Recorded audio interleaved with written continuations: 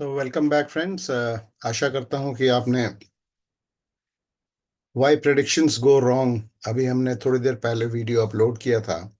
Part 1 उसका मैंने upload किया जिसमें कि प्लानिटरी सबलॉर्ड को कैसे ट्रीट करना है वो मैंने एक्सप्लेन किया आप लोगों को। और कहाँ गलती हो रही है, क्या आप लोगों को सिखाया जा रहा है, उसको मैंने उसमें विस्तार में आपको समझाने की कोशिश की कि कहाँ गलती नहीं हो रही थी, इनकम्प्लीट छोड़ दिया जा रहा था। एक स्टेप जो प्रेडिक्शन का बचता है वहां तक आप लोग नहीं जा रहे थे, इसीलिए शायद गलती हो रही थी। जैसे एक एग्जांपल के साथ मैंने आपको दिखाया। तो प्लैनेटरी ग्रह का जो उपनक्षत्र होता है उसकी बात मैंने की। अब इस वीडियो में जो अब मैं बताने जा रहा हूं वो कस्पल सबलॉर्ड, जो कस्प होते हैं भाव, उनके सबलॉर्ड को कैसे हमें ट्रीट करना है और उनका क्या रोल होता है प्रेडिक्शन में, उसकी बात मैं करता हूं उसी चार्ट से जो मैंने अभी पार्ट 1 में आप लोगों के साथ डिस्कस किया है। तो निवेदन ये है कि कृपया सब्सक्राइब, शेयर और लाइक कर दें, बहुत इंपॉर्टेंट है हमारे लिए। ठीक है। और मैं बिल्कुल नई नई गूढ़ राज राज की चीजें आपको बता रहा हूं जो कि आपको कहीं मिलेंगी नहीं। और again, this video is for advanced learners of KP, जिनको केपी का बिल्कुल ज्ञान है। सबलॉर्ड लेवल तक सबलॉर्ड को कैसे ट्रीट किया जाता है, कॉन्सेप्ट ऑफ सबलॉर्ड क्या है, उनके लिए है। तो चलिए हम जल्दी से एक छोटा सा इलस्ट्रेशन करते हैं, सिर्फ एक छोटा सा एग्जांपल।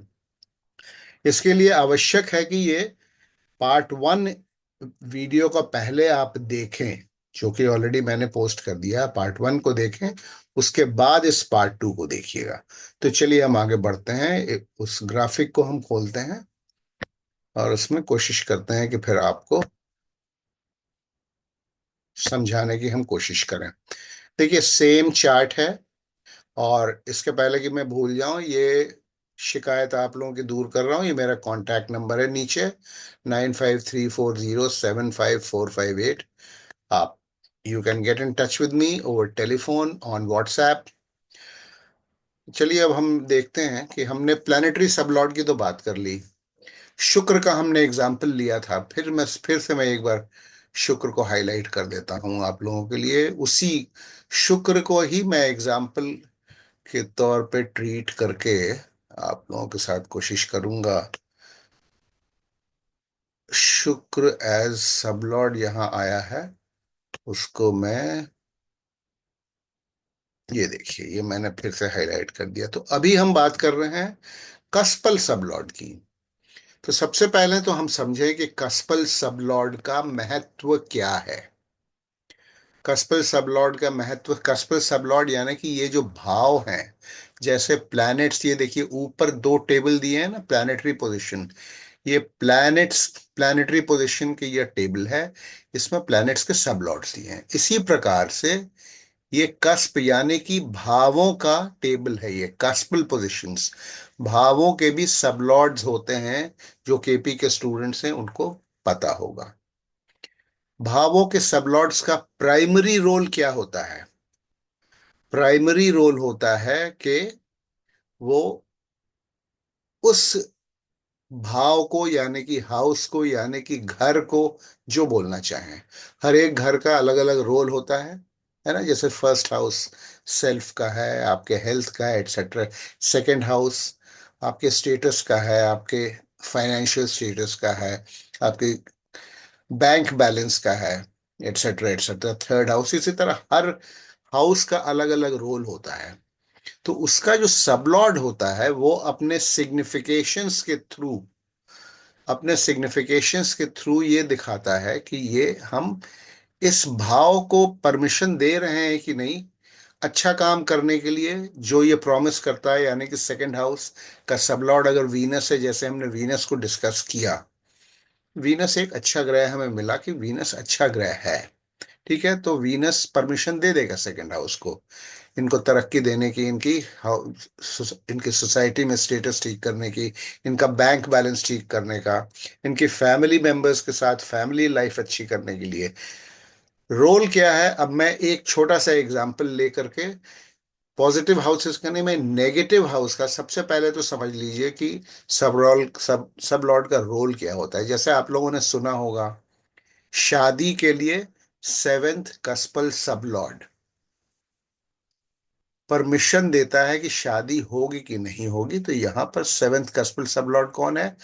मरकरी है। मरकरी को डिस्कस नहीं करूंगा, समझाने के लिए कि सब लॉर्ड का रोल कैसा होता है। मरकरी है सेवेंथ कस्पल सब लॉर्ड। तो हमें देखना है अगर शादी होगी कि नहीं इस जातक की, तो हम देखेंगे मरकरी कहीं सेकेंड, सेवेंथ और इलेवेंथ से कनेक्टेड है कि नहीं है।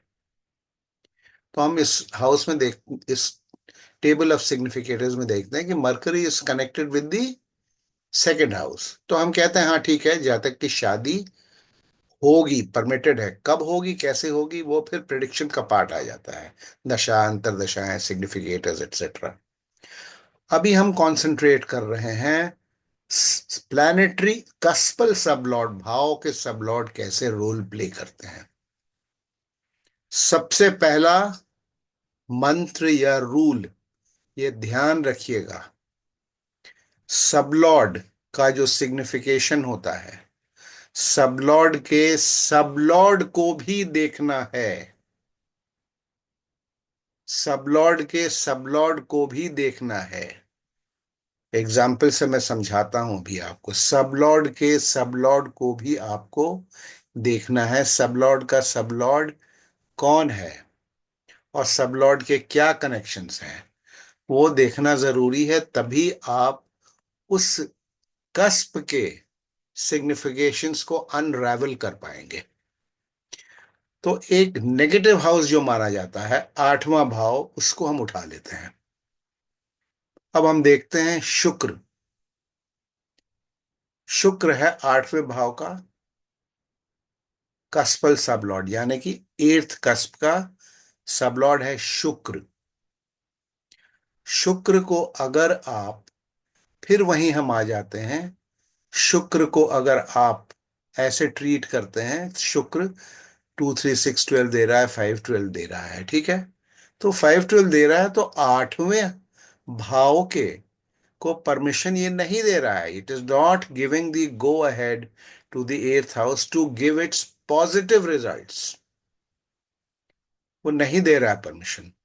उसके लिए हमें क्या करना होगा? हमें सबलॉर्ड के सबलॉर्ड को भी स्टडी करना है। सबलॉर्ड का सबलॉर्ड कौन है? हमने देखा था, शुक्र का सबलॉर्ड सन है, और सन के नक्षत्र लॉर्ड को देखना है, सबलॉर्ड के सबलॉर्ड को देखना है, और उसके सबलॉर्ड के नक्षत्र लॉर्ड को देखना है। तभी हम कह सकते हैं आठवें भाव का हमें कोई पॉजिटिव रिजल्ट मिलेगा कि नहीं मिलेगा। सिग्निफिकेशंस हमें देखने हैं पहले तो सब लॉर्ड के। एक नियम है आठवें भाव के कुछ पॉजिटिव जो रिजल्ट्स होते हैं, उसमें एक होता है इनहेरिटेंस।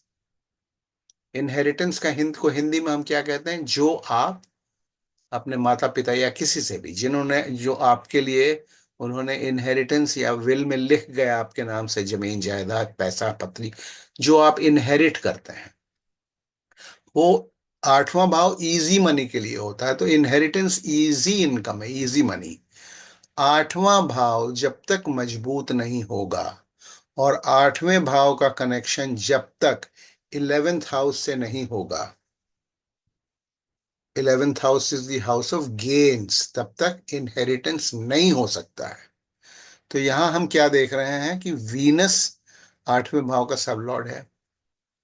वीनस का सिग्निफिकेशन इलेवेंथ हाउस से कैसे निकलता है? एक तो वीनस इलेवेंथ हाउस में बैठा है, ठीक है, गुड, इट इज गुड। लेकिन वीनस रिजल्ट किसका देगा? अपने नक्षत्र स्वामी के देगा। 2 3 6 12 हमने देखा। अब हम आते हैं कि इनको इनहेरिटेंस अगर होना है तो एर्थ और इलेवेंथ का कनेक्शन होना चाहिए, और दशा अंतरदशा ऐसी होनी चाहिए जिसमें कि इनहेरिटेंस इनको मिले। तो अब नीचे आइए, अब देखिए, ये हमने इनहेरिटेंस लिखा है यहां। इनको 2000 वही 2013 और 16 के बीच में इनको इनहेरिटेंस, अच्छी खासी इनको जमीन जायदाद पैसा वैसे की प्राप्ति हुई। इनके फादर ने इनके नाम छोड़ के गए थे विल में, वो प्राप्त हुआ। ये जस्टिफाई कैसे करते हैं? देखिए, हमने कहा आपको आठवें भाव को परमिशन देना, गो अहेड फॉर गुड और बैड, वो उसका सबलॉर्ड करेगा। सबलॉर्ड करेगा, अगर हम खाली सबलॉर्ड जैसे आप लोग पढ़ते आए हैं, सबलॉर्ड को यहां तक अगर पढ़ेंगे, सबलॉर्ड को एज ए प्लैनेट ट्रीट करेंगे, तो सबलॉर्ड 2 3 6 12 का रिजल्ट दे रहा है। लेकिन सबलॉर्ड का सबलॉर्ड 2 3 6 12 के पॉजिटिव रिजल्ट्स नहीं दे रहा है, पॉजिटिव रिजल्ट्स नहीं दे रहा है। 1 और 11 सोर्स है, वीनस 1 11 से कनेक्टेड रिजल्ट्स देने में सक्षम है। फिर देखिए सन, सूर्य जो है आठवें भाव के सबलॉर्ड, वीनस का सबलॉर्ड है, सबलॉर्ड ऑफ द सबलॉर्ड। और सूर्य किसका रिजल्ट देगा? अपने नक्षत्र स्वामी का देगा। इसका नक्षत्र स्वामी कौन है? इसका नक्षत्र स्वामी हमने देखा था यहां ऊपर, देखिए सन का नक्षत्र स्वामी वीनस है, स्टार लॉर्ड। और वो कहाँ बैठा है? वो 11th हाउस में बैठा है। तो आठवें भाव के नक्षत्र, नक्षत्र स्वामी वीनस 11th से कनेक्शन हो गया, तो अपने दशा अंतरदशा प्रत्यंतर दशा में वो इनहेरिटेंस देने के काबिल हो गया, वो देगा इनहेरिटेंस। और वही हुआ। सबलॉर्ड के सबलॉर्ड को, किसी भी सबलॉर्ड, कोई भी प्लान, कोई भी, ये जितने 1 से 12 तक कस्प हैं, इनके सबलॉर्ड को स्टडी करना आवश्यक है। इनके सबलॉर्ड को आप जब तक नहीं स्टडी करेंगे तब तक आपको ये भाव जो हैं क्या क्या रिजल्ट देने के काबिल हैं, या आपको, आप उस निष्कर्ष पर नहीं पहुंच सकते हैं। कितना भी दशा अंतरदशाएं चलती रहें, किसी की अंतरदशा दशा आए, कुछ नहीं होगा। अगर यहां ब्लॉक्ड है तो कुछ नहीं हो सकता है। अगर आठवें भाव का कोई कोई ऐसा सबलॉर्ड होता जिसका कनेक्शन 11th हाउस से नहीं होता, और जिसका कनेक्शन नेगेटिव हाउस से होता, तो वो पॉजिटिव रिजल्ट आठवें भाव के नहीं दे सकता था। ये ध्यान रखिएगा। ये किसी लिए, देखिए अब वीनस हमने एग्जाम्पल लिया इसमें, वीनस कहाँ कहाँ का सब लॉर्ड है इसमें? सेकंड हाउस का सब लॉर्ड है। Second house is good house, जो हमने बताया आपको। सेकंड हाउस स्टेटस का है, सेकंड हाउस बैंक बैलेंस का है, सेकंड हाउस आपके परिवार का है, आपकी overall status in society, wealth का है, एक्यूमुलेटेड वेल्थ, बैंक बैलेंस का है। तो ये अगर ये पॉजिटिव है तो ये सेकंड हाउस के जितने पॉजिटिव रिजल्ट्स हैं वो मैनिफेस्ट करेगा। अगर कोई नेगेटिव प्लैनेट यहां आ गया जो कि डिनाई कर रहा है, फर्स्ट को दिखा रहा है, एट्थ को दिखा रहा है, 12th को दिखा रहा है, तो सेकंड हाउस का कोई रिजल्ट नहीं मिलेगा। एक अच्छा हॉरोस्कोप और एक मीडियोकर हॉरोस्कोप और एक खराब हॉरोस्कोप कैसे आप जज करेंगे? मेन जो है ये cuspal sublords, they play the major role. And please remember, cuspal sublord के सबलॉर्ड को देखना है, कस्पल सबलॉर्ड के सबलॉर्ड को देखना है, और कस्पल सबलॉर्ड के सबलॉर्ड के नक्षत्र स्वामी को देखना है कि वो कहां बैठा होगा। वही डिफाइन करेगा कि कोई कोई भी गिवन कस्प रिजल्ट पॉजिटिव देगा नेगेटिव देगा, अपना रिजल्ट देगा कि नहीं देगा। जैसे कहते हैं कि 7th कस्पल सबलॉर्ड, समझाने के लिए बता रहा हूं, अगर marriage related houses second 7th और 11th से कनेक्टेड नहीं है तो शादी जातक की नहीं होती है। और उसमें भी अगर वो 6th से कनेक्टेड है, मैरिज डिनाइंग हाउस से, तब तो शादी कभी नहीं होती है। और ऐसे हमने अपने क्लासों में बहुत सारे एग्जाम्पल्स देकर के दिखाया है। 5th कस्पल सबलॉर्ड अगर 2 5 11 से कनेक्टेड नहीं है तो चाइल्ड बर्थ नहीं होती है। 4th से कनेक्टेड हो गया तो 5th का नेगेटिंग हाउस हो गया तो बच्चा नहीं होगा। लेकिन सब लॉर्ड के सब लॉर्ड को देखना आवश्यक है। जैसे हमने यहां बताया, सेवेंथ कस्पल सब लॉर्ड यहां मरकरी है, मरकरी ठीक है, सेवेंथ हाउस को दिखा रहा है, तो मैरिज, मैरिज परमिटेड है, ठीक है।